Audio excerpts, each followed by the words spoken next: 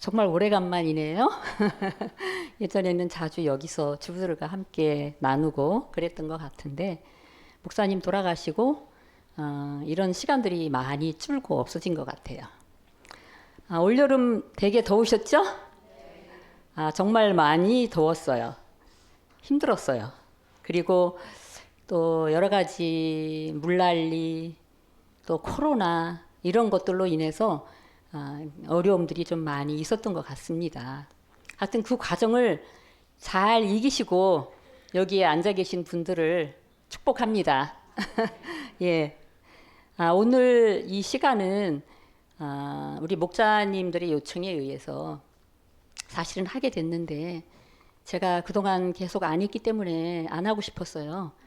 또 성경 박사이신 우리 목사님이 옆에 계실 때는 제가 이제 말씀을 준비하면서 이 말씀은 어디 있죠? 그러면 어디 몇 절 몇 절. 이 말씀은 어디 있죠? 그러면 몇 절 몇 절. 이것이 우리 목사님의 그 머리에서 다 나오거든요. 그래서 제가 말씀 준비하기가 너무 쉬웠어요. 근데 우리 집에 성경 사전도 없고 컴퓨터도 없고 그런 상황에서 이거를 어떻게 준비를 하나 좀 걱정을 했죠. 자, 그런데 오늘 주제는 나의 결혼 생활 지금 어떻습니까? 이런 제목으로 오늘 주제가 갑니다. 그래서 우리 주부들이 이제 다 결혼을 해서 이렇게 살잖아요.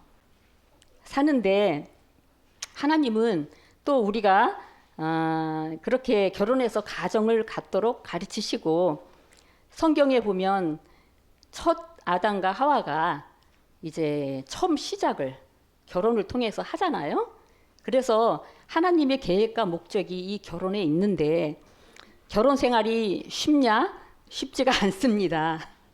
그리고 사람이 어떤 사람에게 매력을 느끼는 거는 나랑 다르기 때문에 매력을 느껴요. 그래서 결혼을 하는데 결혼해서 살다 보면 그 다른 것이 너무나 힘든 거예요. 목사님은 아무 문제 없어 보이죠? 우리 목사님 보통 문제가 아니었어요.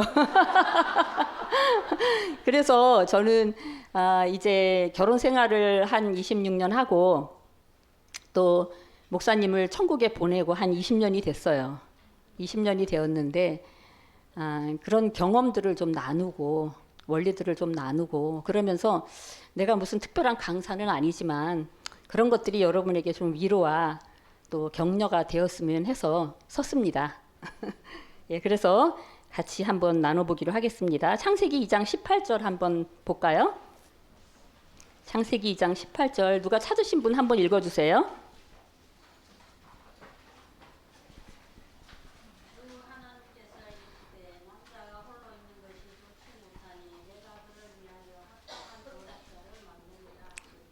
네, 거기에 보면 하나님이 여자를 창조하신 그 목적이 거기 나와 있죠.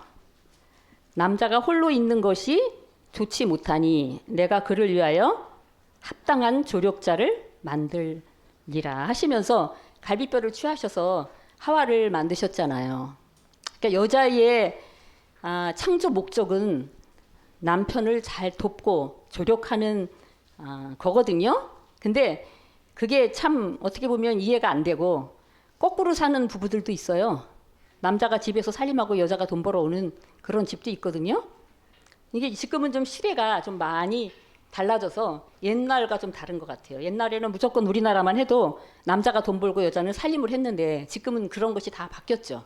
시대가 바뀌면서 많이 바뀌었어요. 그래서 이 참 목적에 대해서 우리 믿는 사람들은 구원받은 사람들은 이거를 내 그 삶의 목표로 삼고 받아들이는 것이 중요해요. 왜냐하면 하나님의 말씀을 내 것으로 받아들일 때 그 말씀이 능력이 있고 또 그 말씀이 역사를 하거든요. 그런데 저런 사람을 이렇게 내가 해버리면은 절대 하나님의 말씀이 나를 통해서 역사하지 못하고 일하지 못하셔요. 그렇기 때문에 우리는 하나님의 말씀에 네 하고 오늘 말씀처럼 순종하는 그런 삶을 사는 것이 중요하죠. 예, 그래서 하나님은 이러한 목적으로 여자를 만드시고 또 부부들을 다 이렇게 만드셨어요. 그렇기 때문에 이 저런 결혼 정년기가 되면 이제 이성에 대해서 생각하게 되고, 그리고 관심을 갖게 되고, 그리고 저 남자라면 나를 좀 행복하게 해주겠지라는 마음으로 결혼을 합니다. 저도 우리 남편을 처음 만났을 때 그렇게 순진한 사람이 없어요. 그냥 보기만 해도 순진해요. 그래서 저렇게 순진한 사람이면은 내가 하자는 대로 할 것 같은 거예요. 또 그때는 뭐 말만 하면 이러면서 잘 따라줬거든요. 그래서 사실은 결혼을 했어요. 물론 하나님의 뜻이라는 것을 확인했기 때문에 결혼을 했죠. 근데 결혼 생활은 전혀 그게 아니었어요. 전혀 그게 아니었어요. 자, 그래서 하나님은 우리 인간이 서로 사랑하고 사랑받으면서 또 이렇게 살도록 만드셨어요. 이것이 하나님의 목적인데 그 목적이 많이 사탄 때문에 어그러지고 삐뚤어지고 또 오히려 결혼을 통해서 굉장히 많은 상처와 또 고통을 당하는 사람들이 많이 생기게 됐죠. 이것이 현실이에요. 자, 그래서 아무리 행복한 결혼 생활을 꿈꾸었어도 막상 결혼해 보면 너무너무 다른 남편을 만나게 됩니다. 나랑 너무나 달라요. 우리 남편은 아주 뭐랄까 현실적이죠. 그래서 그냥 그저 현실만 바라보시고 성격이 단순하셔요. 단순하다는 말을 우리 남편이 되게 싫어했거든요. 내가 무슨 세미나 때 단순하다 그러면 여보 다음부터는 단순하다는 말 하지 말래요. 근데 단순하신 거요? 내가 볼 땐 너무너무 단순해요. 처음에 우리 남편을 교회에서 만났는데 22살에 만났어요. 저는 22살에 절대 결혼하려고 마음을 먹지 않았어요. 5쯤 되면 결혼해야지. 그때 이제 보통 그때는 결혼 정년기가 한 5살쯤 됐어요. 그때쯤 되면 결혼해야지 이렇게 마음을 먹고 있었는데 우리 목사님이 한번 군대 가 있는 동안 군대 말년 휴가를 오셔가지고 저를 만났는데 그 전에 담임 목사님께서 우리 목사님에 대한 칭찬을 얼마나 많이 하시는지 설교 때마다 빠지는 적이 없었어요. 왜냐하면 너무나 성령 충만하게 변화가 됐기 때문에, 깡패가 변화가 된 거거든요. 변화가 됐기 때문에 그 목사님이 설교 시간마다 박순문 형제 이것을 빠뜨리는 적이 없었어요. 그래서 박순문 형제가 누군가 그랬는데 그 말년 휴가 때 그분을 본 거예요. 잘생기지도 않았고 뭐 그래요. 그래 근데 군 생활에 찌들어가지고 여기 버짐이 막 생기고 시커매가지고 살이 이렇게 쪄가지고 군생 거기 왔어요. 휴가를 왔는데 저 사람이 박순문 형제구나 그때 알았어요. 그런데 그 기간이 좀 부흥집회 비슷한 기간이었거든요. 근데 하루는 저를 만나재요. 그래서 나는 그때 주일학교도 하고 있어서 이제 그런 것도 좀 상의하고 그러려고 만나려고 하나 보다. 그러고는 이제 그래요. 그러고 이제 밖에서 만나기로 했거든요. 근데 아무 말도 안 하고 그 봉천동 뚝가 개울가를 계속 걸어요. 말을 안 해요. 그래서 왜 저러나 그랬더니 첫 마디가 자기랑 결혼하지요. 너무 황당하죠. 자기랑 결혼하재요. 근데 이 사람을 지금까지 한 번도 나는 본 적이 없고 그날 처음 본 거예요. 목사님이 나를 소개를 했다는 거예요. 담임 목사님이. 그러기 때문에 우리 목사님은 하도 단순한 분이잖아요. 담임 목사님이 소개했으면 이거는 바로 그 사람이다 이렇게 생각을 한 거예요. 근데 저는 너무나 황당해가지고 이걸 어떻게 대답을 해야 되나. 그러고 이제 기도해 보겠다 그랬어요. 그거밖에 할 말이 없잖아요. 근데 그 다음 날인가 교회를 갔는데 사람들이 다 나를 쳐다보면서 시끄시끄 웃고 막 이러는 거예요. 그래서 이상하다, 분위기가 왜 이렇지? 그러면서 이제 이상하네. 그런데 다들 날 보고 시끄시끄 웃어요. 봤더니 박순문 형제랑 결혼하기로 했다면서요? 이러는 교회에다가 다 이미 얘기를 해놓은 거예요. 같이 결혼하기로 했다. 그래가지고 나는 그때 너무나 황당해가지고 이걸 어떻게 하면 좋지? 이거 어떻게 수습을 해야 되나? 이제 막 걱정을 많이 했죠. 그리고는 이제 고민을 했어요. 그런데 줄줄이 그 다음 날은 큰형님 만나고, 그 다음 날은 또 누구 만나고, 그 다음 날은 또 어머니랑 같이 영화 구경 가기로 하고 막 이렇게 일을 다 세우는 거예요. 그래가지고 며칠 날 어디로 나오라 그러면 제가 할 수 없이 나가요. 나가면은 형님네 집을 가는 거예요. 그래가지고 이거를 어떡하지? 이걸 어떡하지? 내가 굉장히 고민이 많았어요. 그러니까 나도 알지 못하는 사이에 쇠사슬에 꽉 채워가지고 그냥 내 의지와 상관없이 막 끌려가는 느낌이었어요. 그래가지고 이걸 어떡하나. 그때 통행금지가 있을 때거든요. 그래가지고 이렇게 막 끌려다니다가 이건 아닌 것 같다. 그래가지고는 이제 그 담임 목사님을 찾아서 갔어요. 이렇게 진행이 됐는데, 목사님, 저는 아직까지 결혼할 마음이 없고 지금 이렇게 되면 저는 교회를 떠날 수밖에 없다. 그러니까는 담임 목사님께서 아무 걱정하지 말고 나오래요. 자기가 잘 얘기를 할 테니까. 그래가지고는 이제 목사님이 얘기했겠죠. 그 다음부터 이제 교회 가니까 나를 못 쳐다보고 이러고 있는 거예요. 그리고는 이제 기대했어요. 마지막 휴가를 기대를 했어요. 그러고 나서 생각하니까 좀 불쌍한 생각도 들더라고요. 그 모습을 보니까. 그래서 이제 내 마음에 이거 하나님이 혹시 또 예비해 주셨는데 내가 거부한 것은 아닌가? 그래가지고 이제 혼자서, 그 당시 제가 이제 구원받고 얼마 안 됐기 때문에 그렇게 이제 뭐 신앙이 막 깊거나 막 그런 건 아니었기 때문에, 그래도 내 마음속에는 어떤 마음이 있었냐면 꼭 예수 믿는 사람이랑 결혼해야 되겠다. 다리가 한쪽이 없어도 다리 두 쪽 있는 안 믿는 남자보다는 하나님이 이 사람을 선택하게 하시고 더 행복한 삶을 주실 것이다. 이러한 마음이 있었어요. 그렇기 때문에 그 다음에 이제 이 사람을 하나님이 나한테 주신 사람인지 아닌지 제가 집에서 이제 기도를 했어요. 3가지를 놓고 기도했는데 그 3가지 기도가 다 응답이 됐어요.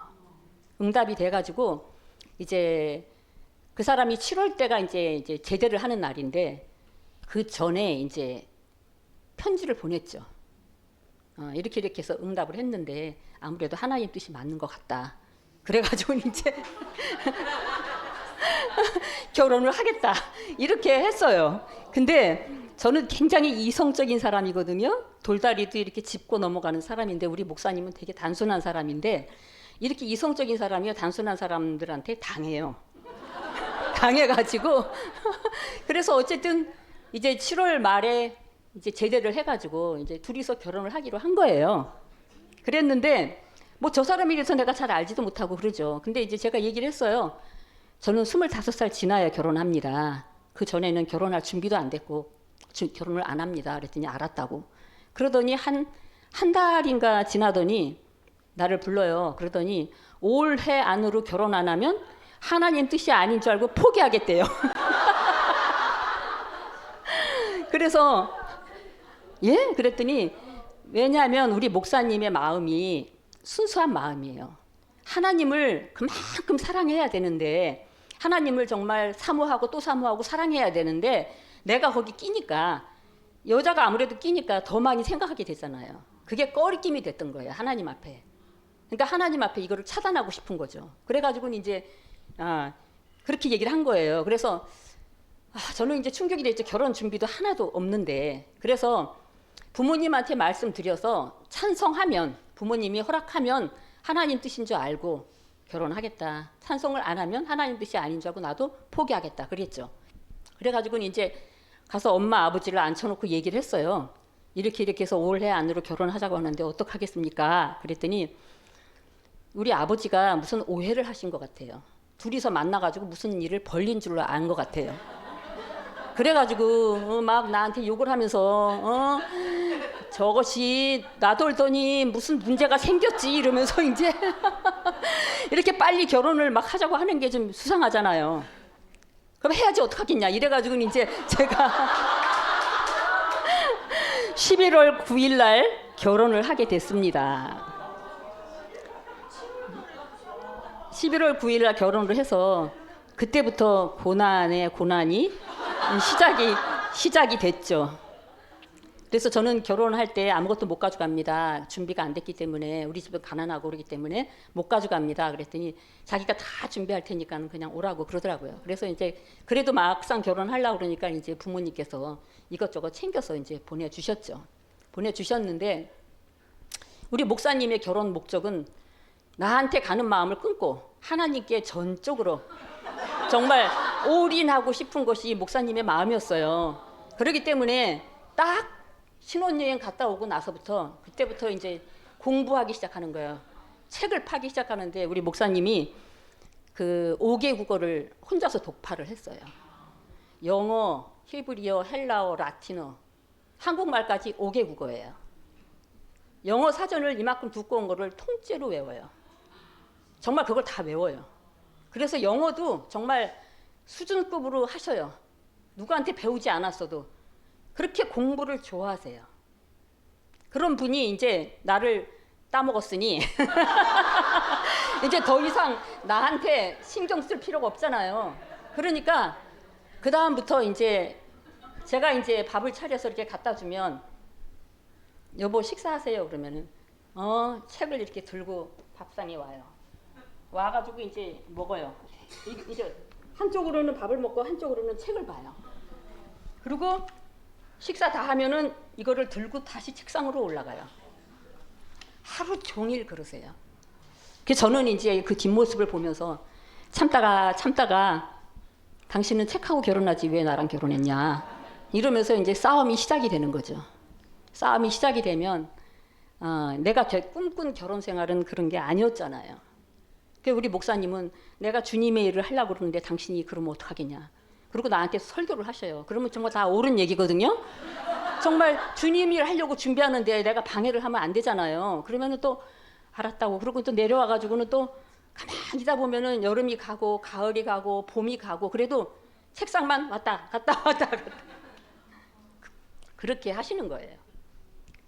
그래서 결혼 생활하면서 어떻게 보면 참 외롭고 많이 힘들었죠. 많이 힘들고 또 그러는 중에 또 아이들이 태어나고 또 연년생으로 또 둘이 태어나고 그러면서 남편하고 사는데 남편은 관심이 오로지 저 하나님 나라와 예수님밖에 없죠. 근데 이제 그것이 남편의 잘못은 아니에요. 우리 남편의 부모님은 그냥 장사 고아로 자라다시피 하셔가지고 장사만 하시는 분이었어요. 집에 할머니를 모셔다 놓고 나가서 두 분이 장사를 하시는 거예요. 그러니까는 가정 생활이라는 거를 어떻게 보면은 잘 경험을 못한 분이에요. 그리고 얘기를 들어보면 그 할머니도 살림을 잘 못하신 분 같아요. 우리 목사님 얘기를 들어보면 러닝샷을 하얀 거를 새로 사서 입으면 떨어져야 벗었대요. 중간에 빨거나 이런 것도 없었대요. 그러니까 그 가정 생활이 어떤지 이해가 되죠. 그런 가정에서 태어나가지고 좋은 것은 뭐냐면은 어머니 아버님이 머리가 굉장히 좋으신 분이세요. 근데 공부를 못 하신 거죠. 근데 그 자식들은 그 좋은 머리를 다 받고 태어나신 거예요. 우리 목사님도 머리가 140이 넘어요. 굉장히 그 군대 그 사단에서 제일 좋았다 그러더라고요. 그러니까는 뭐 집중하고 하면은 외우는 게 무진장 빠르고 또 그걸 다 하시는 거예요. 또 목사님 형님은 서울대를 수석으로 들어갔어요. 서울대 수석으로 들어가는 거 쉬워요? 신문에도 나고 난리가 났었죠. 또 그 밑에 동생은 서울대 조선과를 나와가지고 또 이제 지금까지도 머리를 쓰면서 그 컴퓨터 그쪽으로 열심히 공부하고 일하고 있고 보수를 받고 있어요. 막내 고모는 이대 생물학과를 나오고 우리 삼촌만 어떻게 보면은 우리 어머니가 아기를 좀 떼려고 하셨다 그러더라고요. 그래가지고 조금 이제 어려움을 좀 겪으신 거죠. 자, 그래서 이런 좋은 머리를 다 물려주신 거예요. 어쨌든 간에. 그리고 우리 목사님도 이제 그 머리를 가지고 하나님을 위해서 준비하고 그런 거죠. 근데 그런 가정에서 태어났기 때문에 우리 목사님이 아이들을 어떻게 돌보고 아내를 어떻게 돌보고 뭐 어떻게 이 가정을 이끌어야 될지를 모르는 거예요. 안 하는 게 아니라 모르는 거예요. 근데 그것이 나한테는 너무 힘들었어요. 우리 친정은 그렇지 않거든요. 생일 챙겨주고 가족들 모임 자주 하고 그리고 바깥 일은 남편이 보고 집안일은 여자가 보는 것이 우리 그 친정 집안이었거든요. 집의 일이었어요. 결혼을 해가지고 혼인신고를 해야 되는데 여보 혼인신고 해야 되는데 얼른 가서 하세요 그랬더니 내가 왜 하니에요? 당신이 해야지. 아, 왜 남자가 하는 거 아니에요? 그랬더니 그런 건 없대요. 우리 집은 엄마가 했대요. 그러니까 아버님은 글을 모르기 때문에 어머니가 그걸 다 하고 다니신 거예요. 우리 집은 엄마가 했는데 왜 당신은 나보고 하라 그러냐? 당신이 가서 해라. 어떻게 해요? 제가 가서 해야죠. 이게 모든 게 너무너무 달랐어요. 그런데다가 결혼하면서부터 너무 가난했어요. 한 달에 10,000원 가지고 생활을 했거든요. 그때 이제 우리 월급이 10,000원이었어요. 교회에서 받는 월급이 10,000원이었는데 그냥 정말 한 보름을 옛날에 정부미로 먹고 때우면은 보름은 없어요. 아무것도. 근데 이제 그때 이제 내 마음이 어떤 마음이었냐면 한번 하나님을 경험해 보자. 그런 마음이었어요. 하나님이 어떻게 우리 삶을 도우시고 인도하시는지 이럴 때 한번 체험해 보자. 그래가지고 이제 두 부부가 마음을 합쳐서 그때 이제 같이 생활을 했는데 뭐 이틀 3일 밥을 안 먹고 굶을 때도 있고 또 그렇게 굶다 보면 어떤 사람이 쌀도 갖다 주고 라면도 갖다 주고 또 돈도 좀 주고 이래가지고 그런 생활을 몇 년을 했어요. 그렇게 생활을 했기 때문에 나는 마음도 힘들고 몸도 힘들고 어떻게 보면은 결혼 생활이 참 힘들었죠. 근데 우리 남편은 그렇게 하나님을 위해서 고난 당하는 것을 막 기뻐해요. 그러니까는 나는 어려서 가난한 삶을 살았기 때문에 가난이 싫어요. 근데 우리 남편은 가난한 삶을 안 살았기 때문에 하나님을 위해서 고난 당하고 이러는 것을 다 이것은 하나의 상급이다. 이건 너무 귀한 거다. 이렇게 하고 오히려 기뻐해요. 그냥 나만 힘든 거예요. 그래서 그런 어려움들을 제가 좀 겪으면서 결혼 생활을 했죠. 이 중에서는 성격이 좋은 남편을 만나서 아무 문제 없이 잘 사는 분들도 있을 거예요. 같은 믿음 안에서. 그런 분들은 정말 감사하시기 바랍니다. 그런데 대부분이 그렇죠? 거의 70~80%는 너무나 다른 그 남편을 만나서 갈등을 가지고 어려움을 가지고 참고 사시는 분들도 많이 있을 거예요. 근데 이제 요즘에는 점점 이혼율이 많아지고 있죠. 예전처럼 사람들이 참고 살질 않아요. 이 사람 때문에 내가 불행하다 그러면은 그냥 쉬운 길을 선택하죠. 믿는 사람들도 많이 그래요. 그리고 요즘은 또 그 젊은이들의 생각이 가치관이 너무나 무섭게 변하고 있어요. 나한테 고생이 되고 힘든 일이라면 결혼도 안 하고 자녀도 안 낳겠다. 그저 그냥 나 하나 행복하게 살다가 가면 된다. 이런 주의예요. 그렇죠? 그러니까 우리나라가 지금 인구가 엄청 감소가 되고 있잖아요. 이대로 가면 500년 후면 우리나라 사람이 하나도 없다고 그러더라고요. 그렇게 되고 있어요. 지금 이것이 현실이에요. 자, 그런데 우리 그리스도인들은 이런 상황에서 어떻게 살아야 되나? 성경에 보면 결혼을 허락하시고 생육하고 번성하라 하셨거든요. 하나님께서. 그래서 우리 그리스도인들은 세상의 가치관보다는 하나님의 말씀에 위주해서 정말 그런 삶을 사는 것이 중요하죠. 그리고 결혼해서도 아기를 많이 낳으세요. 하나님이 다 키워주시고 또 정말 필요를 채워주시고 합니다. 우리 성경이가 아기를 셋 낳겠다. 또 저절로 하나 생기면 4까지 낳겠다. 그렇게 얘기를 하는데 이제 두고 봐야 알죠. 예, 그래서 정말 이 땅에서 하나님의 나라를 확장시키는 일을 여러분들이 하셔야 된다고 생각합니다. 가정은 하나님께서 제일 처음 만드신 아주 소중하고 그렇죠? 아름다운 기관이죠. 하나님의 창조 목적은 그래요. 근데 이제 어쨌든 뭐 상처를 받던 상처를 또 주든 아니면은 또 아름답게 가정을 이루어 가든지 간에 가정을 통해서 하나님은 나를 성숙시키시고 또 나를 빚으시고 그렇죠? 저는 남편 때문에 많이 빚어졌어요. 정말 이 세상에 그 누구도 나를 이렇게 할 수 없거든요. 남편은 할 수 있어요. 나를 변화시킬 수 있고 나를 정말 하나님께로 이끌어요. 남편이. 자, 그래서 하나님은 이렇게 소중한 창조물인 인간들이 행복하게 살면서 아름다운 미래를 만들어 가길 원하시죠. 그런 영적인 자녀들을 계속 만들어서 믿음의 계보를 이루고 하나님 나라를 확장시키면서 그 아름다운 또 가정들을 이루기를 원해요. 그런데 이제 제가 남편이랑 처음에 살면서 이 남편을 좀 변화시켜 보려고 무척 애를 썼어요. 나한테 맞는 사람을 만들어 보려고 7년 동안 엄청 싸우면서 그 남편을 좀 빚어보려고 애를 썼어요. 근데 절대 변하지 않더라고요. 오히려 더 관계만 나빠지더라고요. 그래가지고 한 번은 어떤 일이 있었냐면, 이제는 더 이상 나는 이제 못한다. 여기서 포기하자. 그런 생각을 한 때까지 있었어요. 그래가지고 우리 교회가 신도림동에 있을 때인데 그 남편의 그 변하지 않는 그 모습, 막 이런 모습에 제가 앞으로는 이제 당신을 포기하고 나 이제 모든 걸 포기하겠다 하고 선포한 적이 있어요. 그러고는 주일날 교회를 안 갔어요. 그 교회에 성도들이 다 기다리고 있는데 남편과 제가 교회를 안 갔어요. 남편은 나 때문에 안 갔죠. 그랬더니 이제 교회 집사님 한 분이 기다려도 목사님이 안 오니까 이제 봉천동 우리 집을 물어물어 찾아서 오신 거예요. 그때는 핸드폰도 없고 뭐 이런 때니까. 그래가지고는 목사님 어떻게 무슨 일이 있으셨습니까? 하고 물어봤는데 우리 목사님이 거기서 펑펑 울더라고요. 그런 일이 좀 있었다 그러면서 펑펑 울더라고요. 그런 일이 좀 있었으니까 미안하다고. 근데 나는 변함없었거든요. 이것으로 끝이다 이렇게 생각했어요. 더 이상 나는 못하겠다 이렇게 생각을 하고 했는데 그렇게 한번 결심한 적이 있었어요.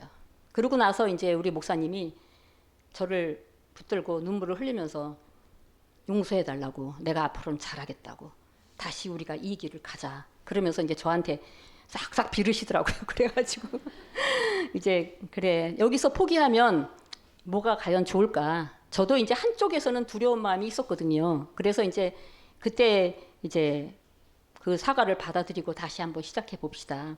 근데 그 성품이 어디 가겠어요? 그렇게 결심을 해도 그건 여전히 있죠. 그 성품은 여전히 남아 있죠. 자, 그래서 결혼 7년째 되는 해에 제가 큰 결단을 했어요. 어떤 결단을 했냐면 아무리 고쳐보려도 안 되고 계속 싸움은 일어나고 그것이 또 토요일날 싸움이 되게 하면 우리 목사님은 또 주일날 말씀 전하는데 무척 힘드시고 그래가지고 하나님 앞에 내가 굴복하지 않으면 우리 가정이 세워질 수 없겠구나 그런 생각을 했어요. 그래서 제가 하나님 앞에 두 손 두 발 다 들었어요. 하나님, 저는 앞으로 나를 사랑해주고 나를 도와주고 그런 남편은 저에게 없습니다. 앞으로 제가 섬길 남편은 그저 주님이 하라는 대로 순종하며 딸을 남편만 나에게 있습니다. 그때 저는 죽을 각오로 정말 죽을 마음으로 그것을 하나님 앞에 선포를 했어요. 왜냐하면 이대로 가다가는 아무것도 안 될 것 같은 거예요. 상처는 상처대로 나고 교회는 교회대로 상처가 될 것 같고 사역도 아름답게 이루어질 것 같지 않은 거예요. 그래가지고 이제 나는 십자가에 죽었습니다. 정말 저는 이제 내가 없습니다. 그런 마음으로 제가 하나님 앞에 큰 결단을 내렸어요. 그래가지고 이제 그 다음부터는 우리 남편이 가정교육을 못 받았다 그랬잖아요. 옷을 벗으면 그 자리에 벗어놓고 양말은 툭툭 던져놓고 신문을 보면 또 쫙 펼쳐놓고 뭐든지 다 어질러요. 저는 또 그거를 또 엄청 싫어하거든요. 정돈이 돼야 저는 안정이 되는 사람이에요. 그러니까 그것도 계속 잔소리를 했죠. 애도 아닌데 왜 여기다 벗어놓냐. 청소기에다 넣어라. 당신 그냥 내버려 두래요. 그게 뭐가 문제니에요. 그 사람한테는 문제가 안 되죠. 그렇게 지저분하게 살았기 때문에 아무 문제가 안 돼요. 그런데 나는 그게 문제가 되는 거잖아요. 당신이 문제가 되기 때문에 문제지 나한테는 아무 문제가 안 된대요. 그냥 내비 두래요. 그러니 그걸 뭐 어떡하겠어요. 그래가지고 이제 그다음부터는 제가 아무 말 없이 그냥 갖다 넣고 이제 여기서 막 이렇게 올라올 때 저는 남편 없습니다. 이러면서 이제 나를 도와주고 나를 사랑해주고 그럴 남편 없습니다. 그러면서 정말 그런 포기를 하고 살았죠. 그렇게 한 2년 정도 사니까 남편이 조금씩 달라지기 시작하더라고요. 이 여자가 왜 이러지? 왜 이러지? 안 하던 짓을 하거든요. 맨날 잔소리하고 막 그런 여자가 조용하게 아무 소리도 안 하니까 왜 그러지 왜 그러지 하더니 이제 조금씩 조금씩 달라지기 시작하더라고요. 미안한지 자기가 빨래도 갖다 집어넣고, 또 이사를 예전에 얼마나 많이 다녔어요. 이사를 다니면 절대 이삿짐을 안 싸요. 내가 다 싸야 되는 거예요. 책만 싸요. 나머지는 내가 다 싸는 거죠. 그렇게 했는데 이삿짐도 싸주고 이제 조금씩 조금씩 변화가 되기 시작하더라고요. 그래서 아, 이렇게 하니까 좀 변화가 되네. 이제 그거를 제가 깨달았죠. 그러면서 이제 남편하고 관계가 조금씩 조금씩 좋아지기 시작했어요. 영적인 관계로 좀 변화되기 시작했죠. 자, 그래서 그 이후로는 이제 좀 사역에도 조금 좀 더 좀 활력이 좀 생기고, 또 남편은 남편대로 조금 더 힘을 가지고 생활하게 되고, 그러면서 이제 중요한 것은 주님의 나라를 어떻게 세우느냐. 그러니까 남편하고 끝까지 그래도 헤어지지 못한 것은 사람도 아니에요. 교회 때문에. 어떻게 보면 이 교회가 와해되고 잘못된다면 하나님 앞에 그 책임을 어떻게 할 것인가, 그 책망을 어떻게 들을 것인가, 이것이 저의 가장 큰 숙제였죠. 그러면서 이제 교회도 점점 부흥되기 시작하고, 또 남편과도 관계도 점점 좋아져서 이제 남편과 좀 아름다운 관계를 또 맺고 그렇게 살았죠. 근데 뭐 변화가 뭐 100% 되나요? 우리 남편이랑 같이 해외여행을 가잖아요. 해외여행을 가면 우리 남편은 단순한 사람이에요. 그렇기 때문에 보고 싶은 것만 보고, 이제 헐리우드 같은데 뭐 이런 데 가면은요, 이렇게 부부끼리 이렇게 어느 한 장소를 정해놓고 몇 시간 후에 여기서 만납니다. 그래요. 그럼 부부끼리 다 이제 흩어져서 이제 구경하러 가는 거예요. 나는 영어도 할 줄 모르고 내가 있는 호텔 주소도 몰라요. 남편만 알아요. 그런데 이 남편이 나를 뒤를 돌아보고 챙겨야 되잖아요. 절대 안 챙겨요. 어떤 골목에 막 가다가 우리 남편이 뭐가 마음에 들고 막 관심 있는 게 있으면 그 상가로 쑥 들어가 버려요. 근데 내가 남편을 못 보잖아요. 그러면 없어요. 여기 아무리 찾아봐도 남편이 없어요. 그러면 가슴이 철렁해가지고 어떡하지? 남편 어디 갔지? 이 상가를 들여다보고 저 상가를 들여다보고 여기서 내가 혼자 떨어지면 나는 이제 국제미아가 되는데 어떡하지? 막 이러고 있으면 저기서 나와요. 그런 일은 거의 대부분이에요. 같이 어디 가면. 성지순례 갔을 때가 아주 최고조였어요. 성지순례 갔는데 우리 목사님은 성경을 지금 하는 거잖아요. 얼마나 관심이 아주 최고조로 돼가지고 거기에 그 설명해주는 가이드 옆에 이 오른쪽은 우리 남편 자리예요. 항상 여기에 딱 붙어가지고 절대 그 자리를 양보 안 해요. 근데 저는요, 그렇게 성경적인 그 질이나 뭐 이런 거에 별로 관심이 많이 없어요. 나는 이제 가다가 그 이스라엘이 그때가 우기였는데 그 땅이 기름진 땅이잖아요. 꽃이 정말 아름답게 펴요. 우기가 돼서 비가 땅에 쫙 오면 누가 심은 것도 아닌데 양귀비꽃처럼 이쁜 꽃들이 만발을 해요. 그래서 저는 꽃에 관심이 많으니까 지나가다가 저 꽃 너무 이쁘다 그래가지고 이제 하나 따가지고 책갈피에 딱 꽂고 보면 남편이 없어요. 그리고 거기에 또 무슨 큰 이렇게 벌판 같은데 어딘지는 잘 기억이 안 나는데 여러 팀들 성지순례 팀이 와요. 그래가지고 여기 저기 쫙 팀들이 있는데 그 남편을 찾아야 돼요. 그리고 또 막 헐레부터 또 찾으러 다니고 같이 신방을 갔다 오잖아요. 같이 신방을 가면 우리 목사님은 앞만 보고 빨리 걸어요. 그래가지고 이제 같이 이렇게 저 사거리에서 같이 걸어오다가 갑자기 어떤 그냥 남자랑 제가 확 부닥쳤어요. 그래가지고 안경이 떨어지고, 그때는 안경을 꼈기 때문에 안경이 떨어져가지고 넘어졌거든요. 근데 그 사람이 미안하다 그러면서 안경 주워주고 막 이러는데 이렇게 보니까 남편이 없어요. 그래가지고 마음에서 이제 가슴이 무너지죠. 그 아내 입장에서 어떻겠어요. 옆에서 당신 왜 이래 이러고 지켜줘야 되는데 남편은 앞만 보고 가는 거예요. 그래가지고는 이제 정류장에 갔어요. 거기 남편이 있나 찾아봤더니 거기도 없어요. 어디 갔지? 그리고 봤더니 버스 안에서 이러고 있는 거예요. 그래가지고 제가 어쨌든 버스를 탔는데 말도 하기 싫고 눈물이 막 나는 거예요.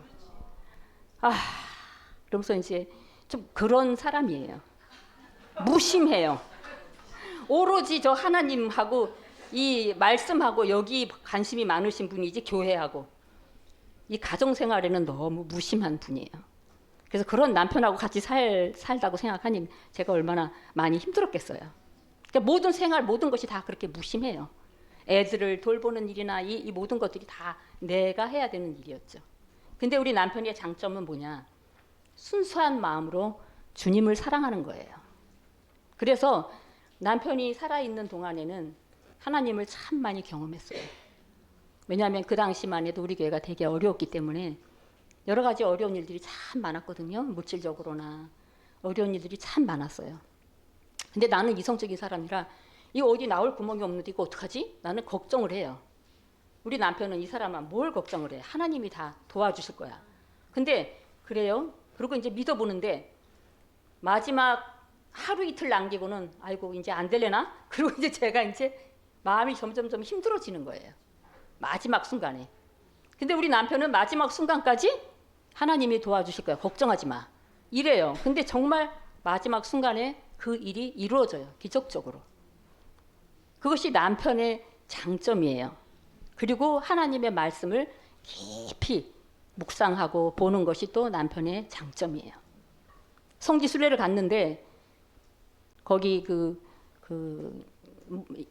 예수님을 묻은 그 무덤이라고 그러면서 그 가이드가 데리고 가는데 우리 목사님이 이거 아닙니다 그러더라고요. 가이드한테.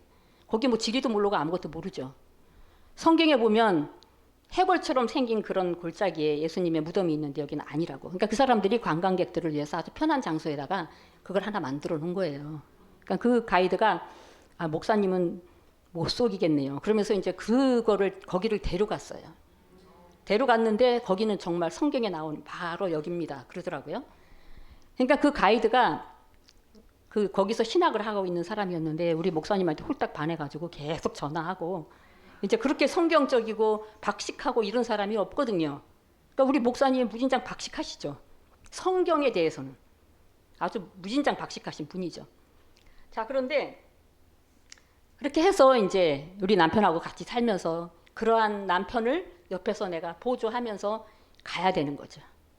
그러니까 뭐 여러 가지 일이 한두 가지가 아니에요.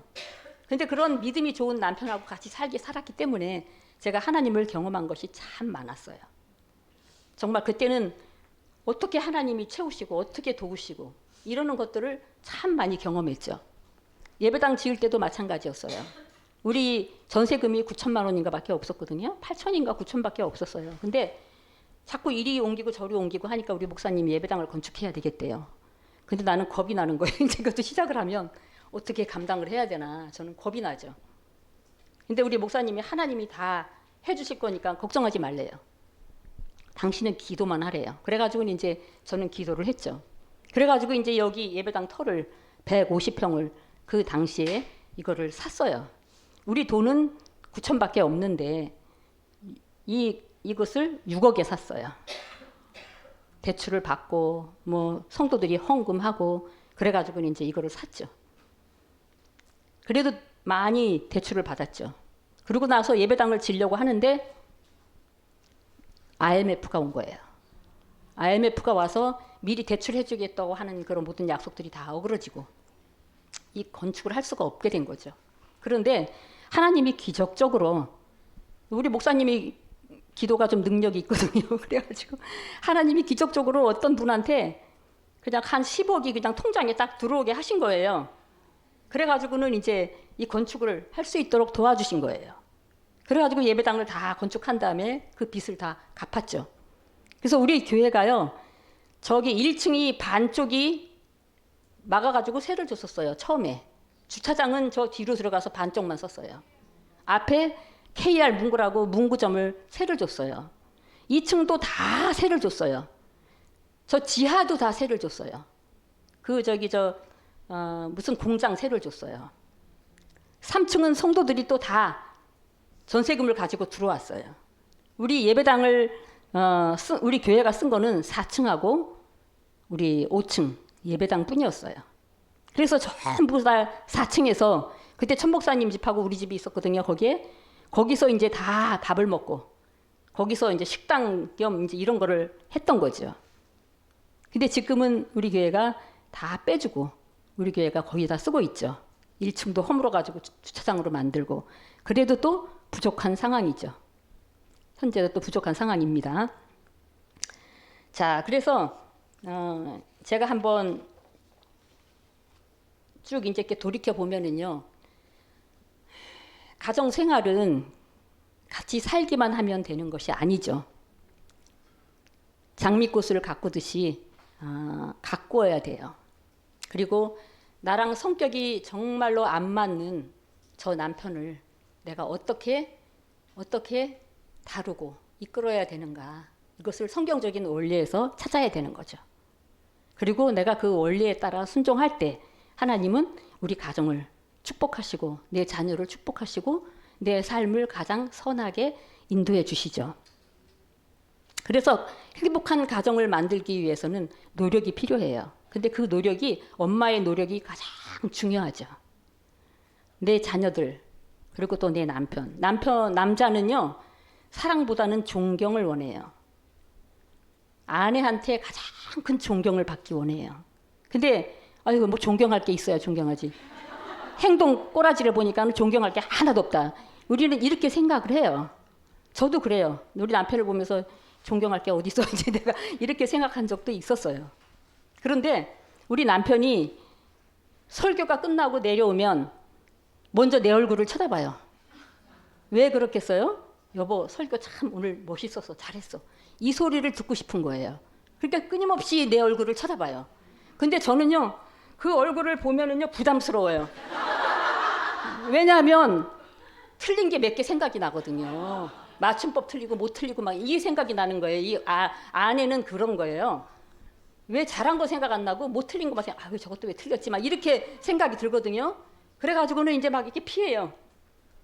나중에 이제 또 물어봐요. 집에 가면 오늘 나 설교 어땠어? 하고 물어보거든요. 다 좋았는데 그 맞춤법이 왜 몇 개 틀렸어요? 이제 이렇게 나오는 거죠. 그러니까 끊임없이 아내한테 존경받기를 원해요. 지금 생각하면 그때 우리 남편을 왜 좀 더 내가 칭찬을 못 해줬을까? 그것이 참 후회가 많이 돼요. 그리고 칭찬을 해주면 어린애처럼 좋아해요. 기분이 좋아가지고 어쩔 줄을 모르세요.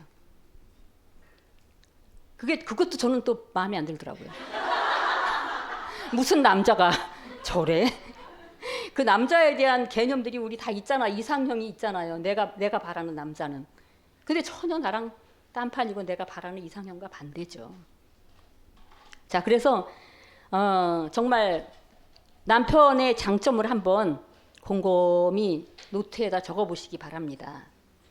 분명히 아무리 마음에 안 드는 남편이라도 분명히 장점이 있을 거예요. 그리고 그 장점을 기분 좋을 때 조금 이렇게 칭찬해 주시기 바랍니다. 당신은 이런 점이 참 좋은 것 같아. 그러면서 칭찬을 해주면 남편은 칭찬을 받을수록 더 잘하려고 애를 쓰거든요. 옛날에 어떤 목사님이 우리 사모님들을 모아놓고 설교를 하시는데 그러시더라고요. 여자들이 참 지혜가 없대요. 왜 지혜가 없냐? 남자는 곰 같대요. 곰. 그래서 잘한다 그러면 죽을 줄 모르고 춤을 춘대요. 잘한다 하면 죽을 줄 모르고 춤을 추는데 꼬챙이를 가지고 너는 왜 이것도 못해 저것도 못해 하면 이렇게 핥힌다는 거예요.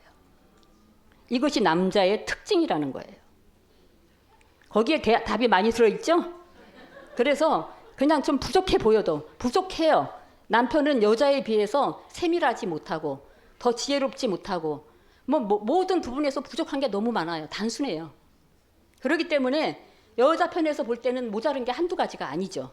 그런데 이제 그런 것들을 제외해 놓고 남편의 가장 장점이 뭘까? 남편이 들어서 기분 좋은 말이 뭘까? 이런 것들을 좀 여기다 적어 놓고 하루에 한 번이라도 꼭 칭찬을 한번 해주시기 바랍니다. 그렇게 하다 보면 남편이 점점 달라질 거예요. 더 칭찬 듣기 위해서 애를 쓰고 또 그렇게 변하려고 애를 쓰고 그러면서 좀 달라질 거예요. 좀 정신이 올바른 사람이라면 아주 그냥 이렇게 삐뚤어진 사람 아니면은 아주 삐뚤어진 사람 아니라면 변화가 될 겁니다. 자, 그래서 정말 에베소서에 보면은요. 5장 18절로 33절에 보면 하나님께서 성령 충만을 말씀하시면서 가정 생활에 대해서 말씀하세요. 한번 찾아볼까요? 에베소서 5장 18절로 33절.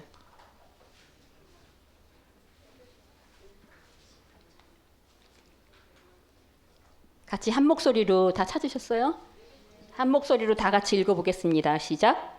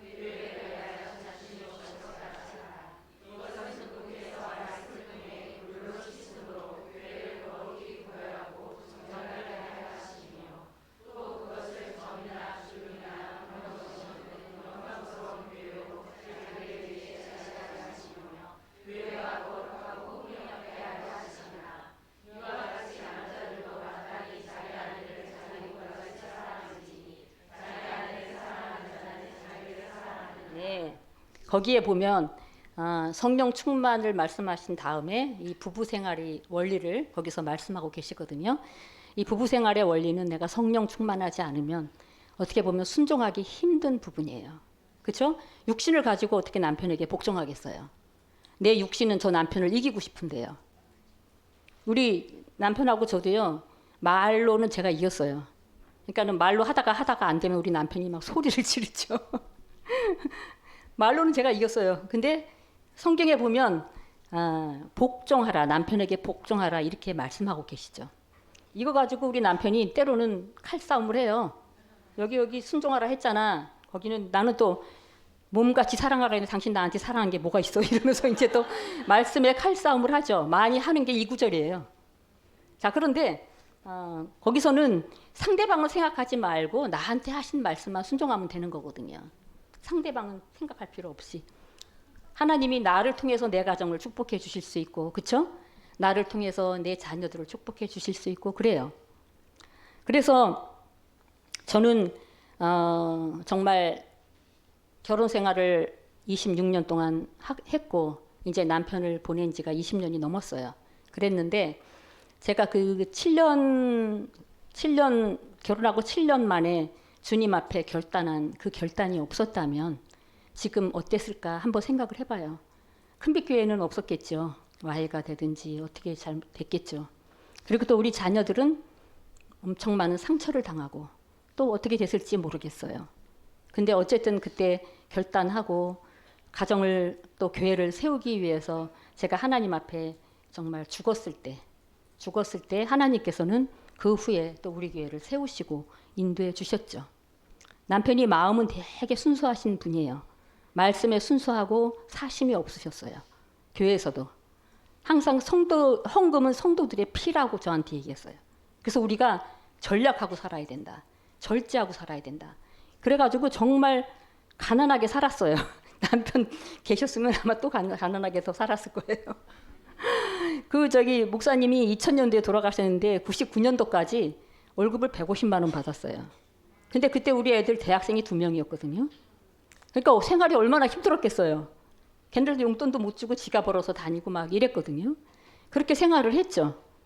근데 그런 것들이 어떻게 보면 남편의 그런 순수함들이 우리 교회를 순수하게 지켜주시고 또 순수한 믿음을 물려받은 또 우리 교회 성도들이 또 그 순수한 믿음을 계속 유지하면서 지금의 우리 교회가 형성이 됐다고 생각이 들어요.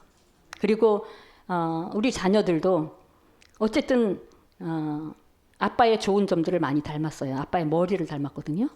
그래가지고 우리 미국에 있는 지혜 같은 경우는 지금 이제 미국에는 보통 고등학교를 졸업하면 애들이 독립을 해요.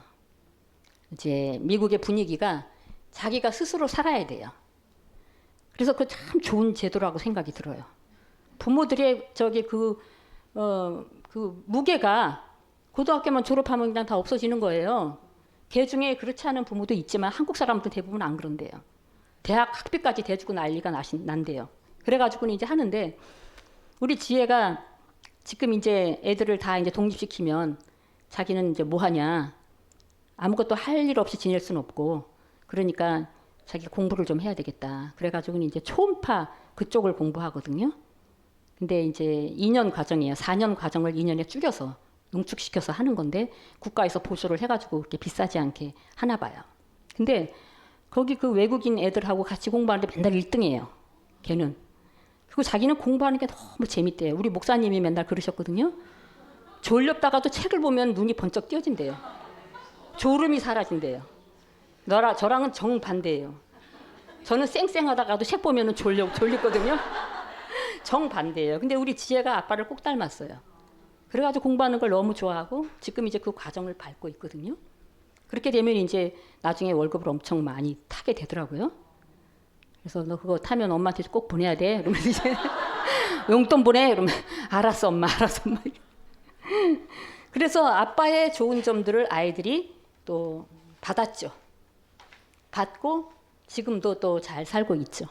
그렇기 때문에 그때 그 결단이 없었다면 지금 어떻게 됐을까 생각을 해보고 또 나름 부족하지만 제가 뭐 100% 완벽하게 살지는 못했지만 저의 삶이 여러분들에게 위로와 격려가 됐기를 바랍니다. 이것으로 마치겠습니다.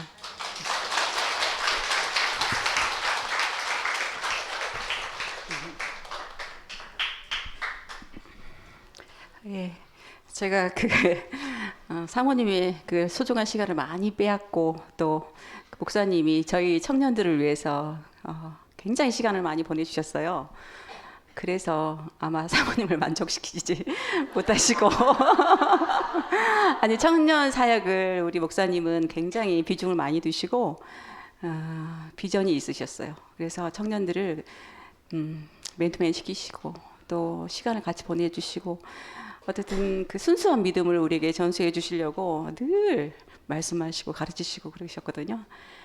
저는 감사한데 뭐 사모님은 또 그 희생 속에서 저희들이 잘 이렇게 컸고 또 우리 교회가 이렇게 성장한 줄 믿습니다.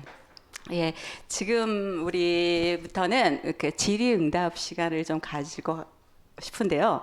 그 한 5명 정도 우리 사모님 계시니까요. 우리가 생활 속에서 내 질문 풀리지 않는 내 질문을 또 해주셔도 좋고요. 그리고 내가 돕고 있는 어떤 사람의 질문, 항상 궁금했던 그런 것들을 우리 사모님의 인생 속에 녹아 있는 그 지혜를 한번 듣고 또 그것을 같이 배우는 시간을 가질 것 같은데요. 사모님 다시 한번 나오셔야 할 것 같아요. 예. 예. 할게요. 다섯 분만. 네. 부부 생활에서 잘 풀리지 않는 문제가 있다면 질문하셔도 돼요. 예. 네, 순덕자매님. 예. 예. 세 가지 기도 응답. 예. 제가요 그 기도가 다 생각이 나진 않아요. 하도 오래돼가지고. 근데 2가지는 생각이 나요. 뭐냐면 그 당시에 그 친구들하고 그냥 어울려서 만나는 남자애가 있었어요. 그룹으로 만나서. 그랬는데 우리 목사님을 만나고 나서 거기서 또 전화가 온 거예요. 옛날 만나던 저기 커피숍에서 만나자, 다방에서 만나자. 종로에 있는 다방이거든요. 그래서 알았어 대답을 해놓고 내가 이게 올바른가? 하나님 앞에 이렇게 기도하고 있는데 이게 올바른가? 그래서 기도를 했어요. 하나님 정말 제가 가서 만나는 것이 하나님 뜻이 아니면 제가 거기를 못 찾게 해주십시오라고 기도를 했거든요. 근데 거기 자주 다니던 다방인데 제가 못 찾고 왔어요. 그 골목으로 들어가서 거기 가면 그 다방이 있거든요. 다 머릿속에 있어요. 근데 아무리 찾아도 없는 거예요. 그래가지고 돌아오면서 무서웠어요. 이거 하나님 뜻이 분명한 것 같아 이러면서 제가 무서웠어요. 또 한 가지는 그 남편이 도저히 사랑스럽지 않았어요. 싫었어요. 내가 원하는 스타일이 아니에요. 그래도 나는 좀 핸섬하고 키도 크고 이런 사람을 좀 원했거든요. 도시형 남자를 원했어요. 그랬는데 우리 남편은 그 당시 군대에서 오신 그 모습은 정말 이렇게 살이 쪄가지고 이렇게 버짐까지 먹고 머리는 짧게 하고 옷도 양복이 여기 짧은 양복을 입고 나왔어요. 옷이 없으니까. 정말 내 스타일이 아니었어요. 그래서 하나님, 저 남편을 좀 사랑할 수 있는 마음을 달라고 기도를 했거든요. 왜냐하면 내 마음이 그것이 변하지 않으면 안 되잖아요. 근데 마지막 날인가 그 휴가의 마지막 날에 남편이 안경을 안 썼을 때는 우리 목사님 눈이 되게 날카로워요. 옛날에 깡패로 지냈기 때문에 깡패처럼 지냈어요. 우리 남편이. 그 인천 지역에서 주먹이 제일 셌어요. 그래가지고 우리 목사님 여기 손목에 보면은요 굳은 살이 딱딱딱딱 박혀 있거든요. 근데 어떤 사람이 지나가다 그거 보고 아 대단하셨겠습니다 이러더라고요. 그리고 다리도 당수를 많이 해가지고 이렇게 휘었다고 그러더라고요. 계속 연습을 해가지고. 그게 우리 목사님 그런 지난 얘기 들으면요 무슨 무협 영화의 한 장면 같아요. 막 사람들한테 둘러싸여서 매 맞고 칼질 당하고 막 그런 거를 얘기를 하면 아이고 진짜 무협 영화의 한 장면이에요. 그런 분이 이제 어떻게 보면은 하나님은 또 남편에게 맞는 방법으로 교회 목사님을 인도하셨어요. 제가 이제 여기다가 얘기하려고 적어놨는데 깜빡 잊었어요.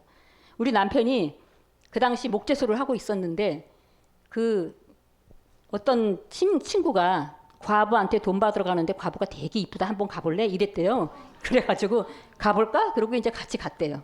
같이 가가지고 오는데 봉천동에 85번 버스가 그때 다닐 때였거든요. 버스를 타고 오는데 노란 원피스 입은 여자가 버스를 탁 타더래요.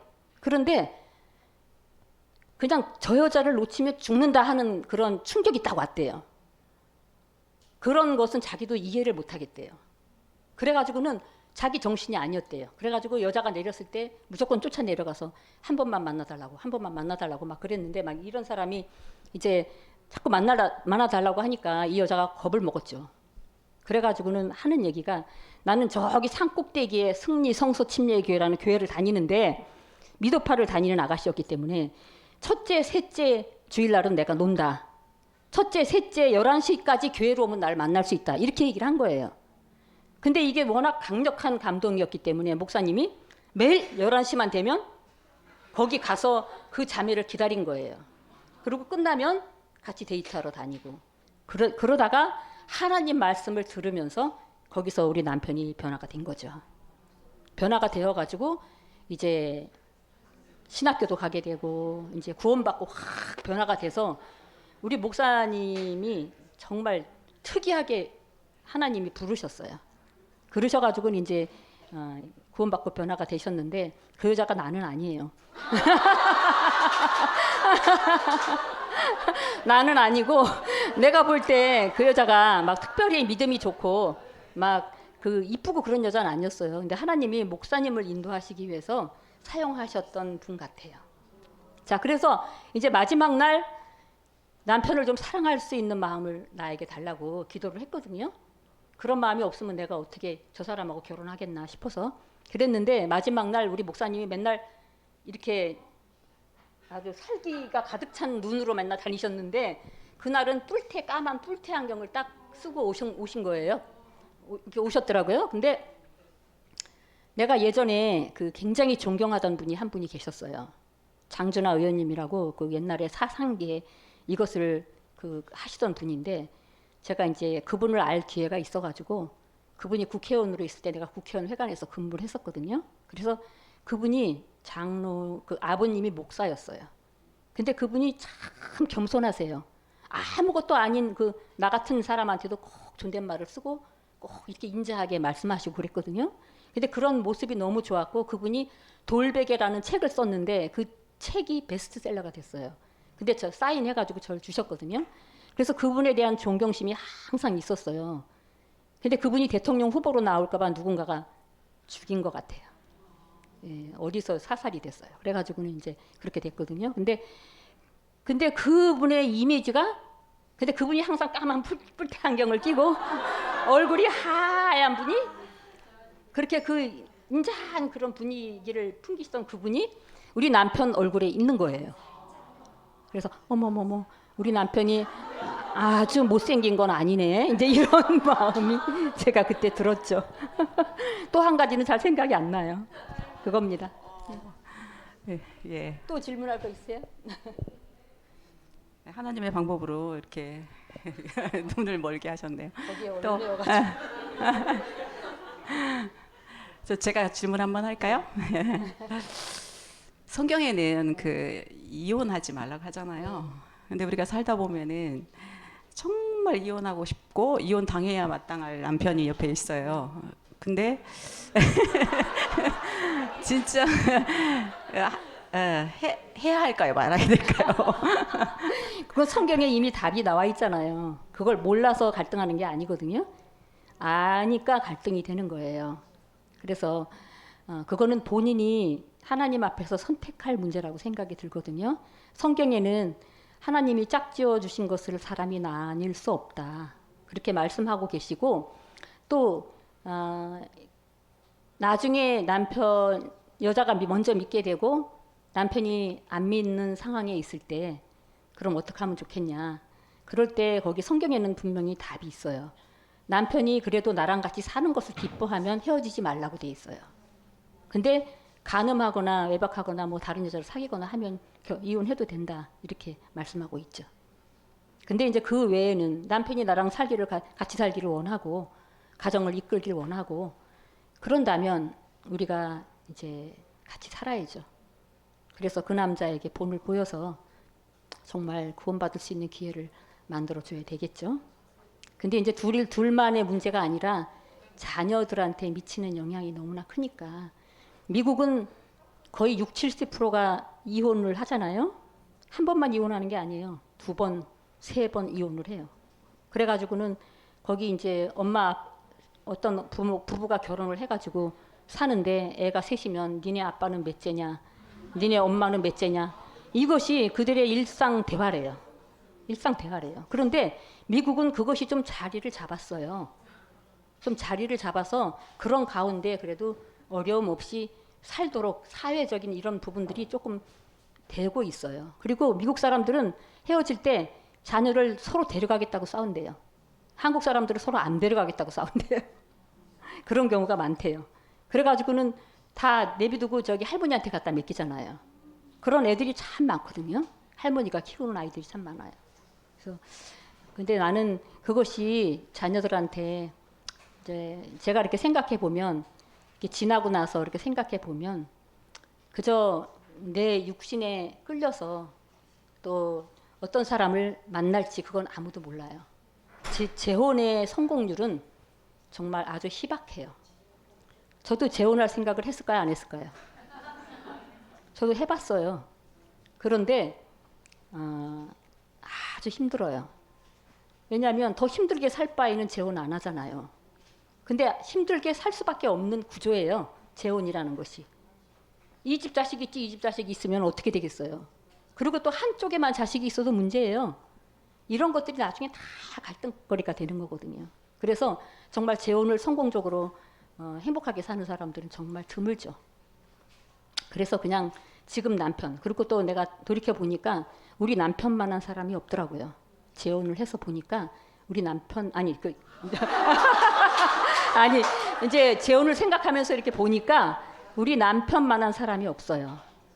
정말 나는 좀 더 멋지고 훌륭하고 성격도 좋고 가정적이고 그런 사람을 만날 수 있지 않을까 생각을 해봤었어요.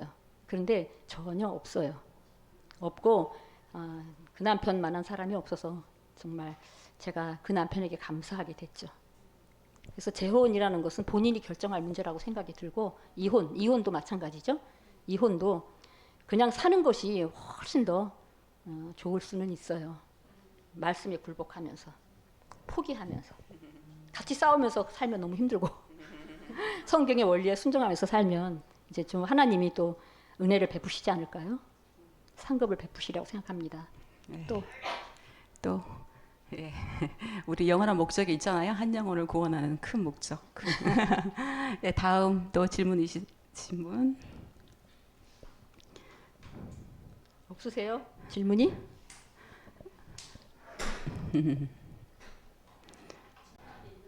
예. 음. 내가 답을 알고 있으면서도 못하니까 이게 지금은 남편이 좀 아내의 얘기를 좀 들어주게 어떻게 하면 좋을까? 여자 아내는 좀 옛날부터 차고 쌓아놓잖아요. 난다 얘기를 쌓여 있어. 그걸 없애든지 아니면 얘기해가 좀 듣게 좀 이렇게 살았구나. 힘들었지 이런 소리 한번 우리 식사 안에서 자매님들한테 다 얘기할 수 있는 토론회. 근데 그 남편을 내가 어떻게 할 수는 없는 상황이기 때문에 중요한 것은 먼저 내가 남편의 이야기를 좀 많이 들어주고 좀 격려하고 그럼 칭찬을 좀 해주시면 어때요? 칭찬을 좀 해주시면 어때요? 예. 칭찬을 좀 많이 해주셔가지고 남편의 마음이 좀 너그러워져가지고 좀 들을 수 있도록. 근데 그 말 없는 사람하고 평생 사는 사람들의 한이 그거예요. 예, 그게 한이에요, 한. 그래서 어떤 사람은 허공에다 대고 막 소리를 지른다고 그러더라고. 예. 하나님께 기도하는 수밖에 없네요. 그 사람을 변화시킬 수 있는 분은 하나님밖에 없으니까. 예. 그리고 마음속에 있는 것들을 얼른 다 뭐 소멸시켜 버리세요. 예.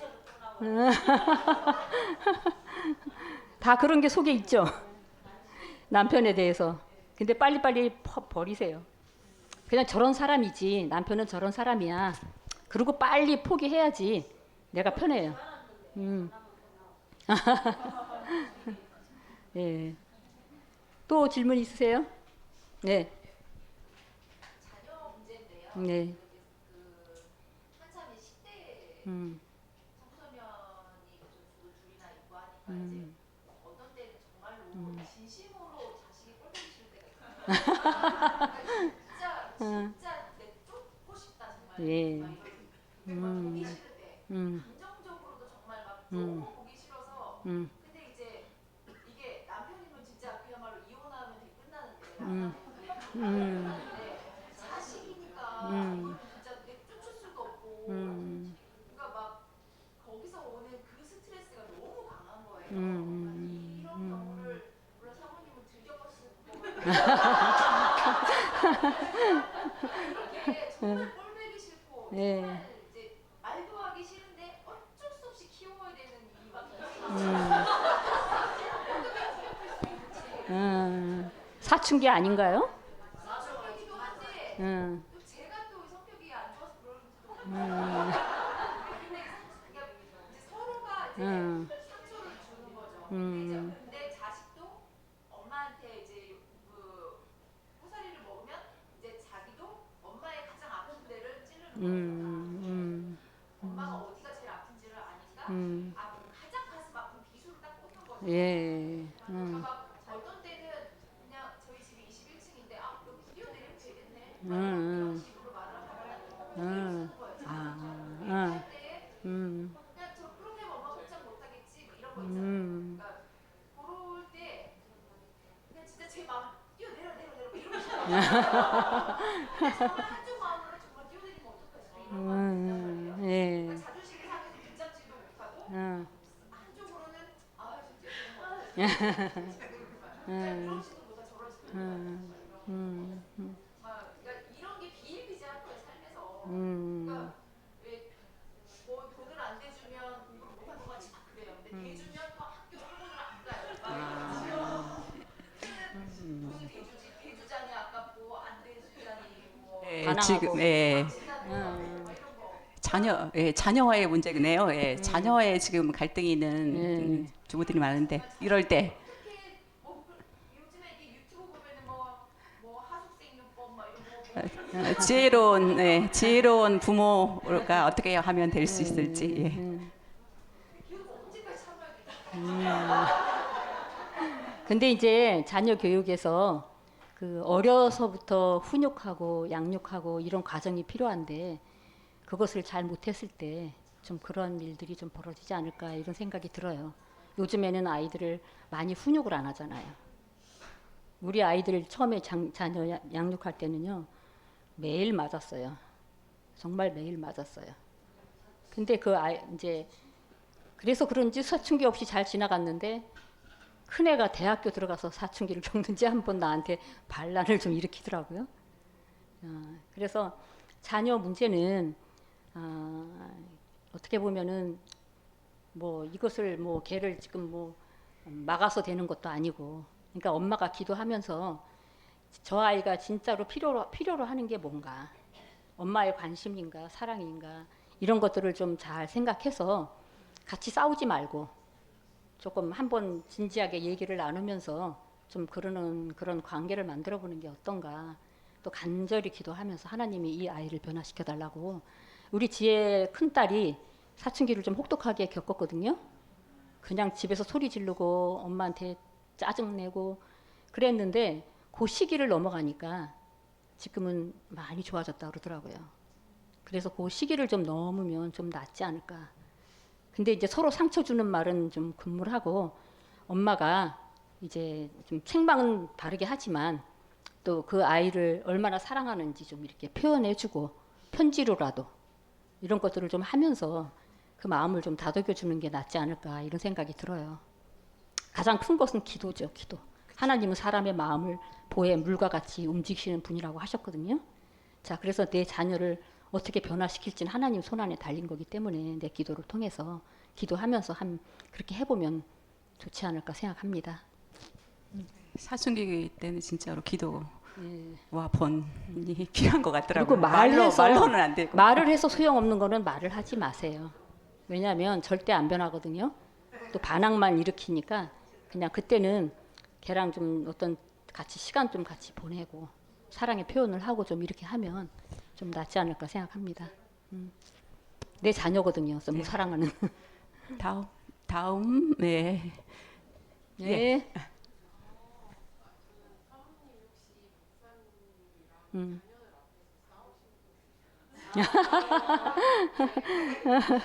싸운 적 있죠. 근데 뭐 치고받고는 안 했지만 싸운 적은 있어요. 우리 딸이 하는 얘기가 맨날 사운드 레파토리가 똑같다고 이제. 엄마 어떻게 맨날 싸우는 레파토리가 똑같아. 이제 근데 그거 가지고 저를 또 싸우거든요. 나는 관심 좀 가져줘라. 가정에 이런 것에 좀 관심을 가져줘라. 우리 남편은 나는 지금 더 바쁘다. 항상 이런 거 가지고 싸우고 그런 거 가지고 뭐라고 하면은 저는 대우받고 맨날 말로 받았어요. 그게 뭐냐면 우리 목사님은 이제 막 그렇게 불만을 얘기하잖아요. 그러면 나를 앉혀놓고 30분 설교를 해요. 이건 이래서 어떻고 이건 어쩌고 막 당신이 그렇게 할 때 내 마음이 어떻고 그러면요 제가 한쪽 귀로 듣고 한쪽 귀로 그 연습을 많이 했어요. 맨날 대로받고 내가 대로주고 말로 받는다 맨날 그랬죠.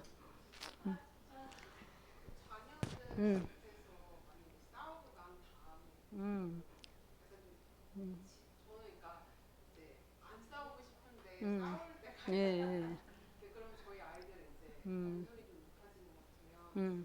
무서워하죠. 아이들이. 그렇게 하고 나는 약간 남편한테 먼저 파일을 아이들 앞에서 이제 뭐 안 쓰라는 게 파이팅 하는데 그게 너무 중독이 되니까 미안하더라고요. 그거를 많이 남편이랑 감정이 이렇게 격해지면 그럴 때는 자녀들 앞에서 그럴 때는 어떻게 지혜롭게 아니 근데 이제 싸우고 잘 화해하는 법도 아이들이 볼 필요는 있다고 생각이 들어요. 그래서 옛날에 정말 아이들한테 절대 싸우는 모습 안 보여주고 그렇게 딸을 길렀대요. 그랬는데 그 딸이 시집을 갔는데 어느 날 보따리를 싸가지고 왔대요. 엄마 아빠는 한 번도 안 싸웠는데 그 남편이 나랑 싸우려고 한다고 그러면서 근데 서로 싸우는 모습도 보고 화해하는 모습도 보고 그리고 이제 불러서 얘기를 하세요.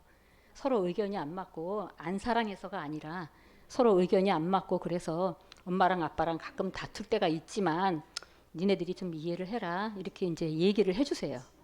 그리고 걔네들도 분명 결혼해서 또 싸울 거 아니에요. 그러면 또 어떻게 싸우고 어떻게 해결하는 법을 배우겠죠. 예, 예, 또 다음 한 분만 더 받을까요? 저기 이렇게 예, 희진자매님. 예. 예. 음. 음. 음. 음. 음. 음. 음. 음. 음.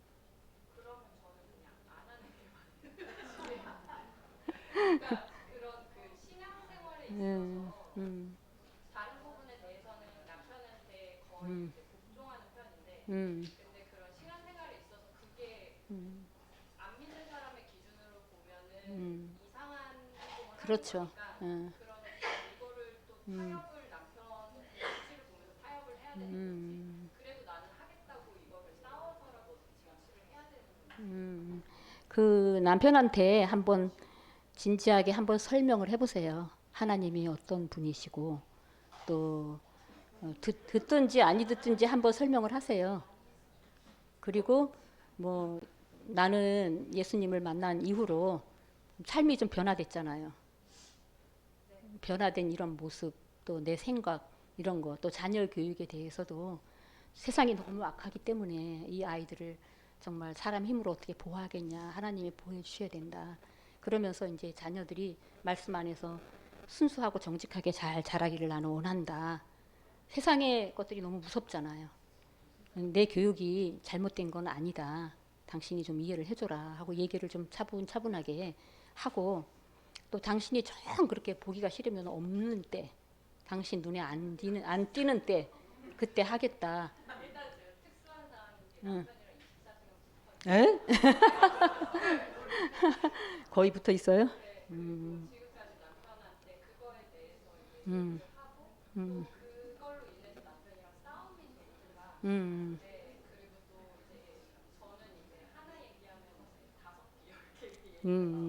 음. 음. 그러니까 안 믿는 입장에서는 뭐 그렇게 얘기할 수 있고 할 수 있죠. 그러니까 그거는 그대로 이해해 주되 나는 이제 하나님을 포기하고 살 수는 없다라는 것은 정확하게 얘기할 필요가 있을 것 같아요. 그래서 남편이 어떤 선택을 할 수 있도록 이렇게 하면 좋을 것 같아요. 거기서 타협하고 내가 안 믿겠다 할 수는 없잖아요. 그게 힘들죠. 남편이 안 믿을 때 그게 참 힘들죠. 교회 몇 번 나오셨는데 변화가 안 되시나 보네. 기도하겠습니다. 예, 우리 합심해서 기도하겠습니다. 우리 저분을 위해서 기도해 주세요. 남편을 위해서 모두 다 집에 가셔서 기도해 주시기 바랍니다. 제가 대표에서 딱 한 가지만 더 질문을 예. 해드릴게요. 7년 만에 포기하셨다고 예. 했잖아요. 근데 그 포기와 그 내려놓음 이게 어떻게 다르고 우리가 지금 남편을 포기해야 될까요? 아니면 내 자신을 내려놔서 그분의 맡들어 올려드릴까요? 예, 그 어떻게 조절을 해 나가서 우리 생각을 하나님 편에 이렇게 맡겨드리면서 해 나갈까요? 그러니까 이제 남편에 대한 기대, 나를 항상 그것 때문에 싸움이 나거든요. 이럴 때는 남편이 나한테 이렇게 해줘야 되고 이렇게 해줘야 되는데 왜 안 하지? 이런 것 때문에 싸움이 나요. 근데 이제 그런 것들을 다 포기하는 거예요. 남편이 나한테 뭘 해주길 바라는 것들을 다 포기하는 거죠. 그러면 좀 쉽지가 않아요. 처음에는 그게 또 나오고 또 나오고 이 속에서부터 이제 그런데 그런 거를 계속 이렇게 하다 보면 그냥 나중에는 그것이 자연스러워져요. 근데 남편이 어느 정도 여자의 잔소리와 이런 곳에서 해방이 되면 좀 변화가 되더라고요. 좀 포기한다고 했을 때는 그 남편을 이렇게 무시하면서 포기가 아니죠. 되잖아요. 아니죠.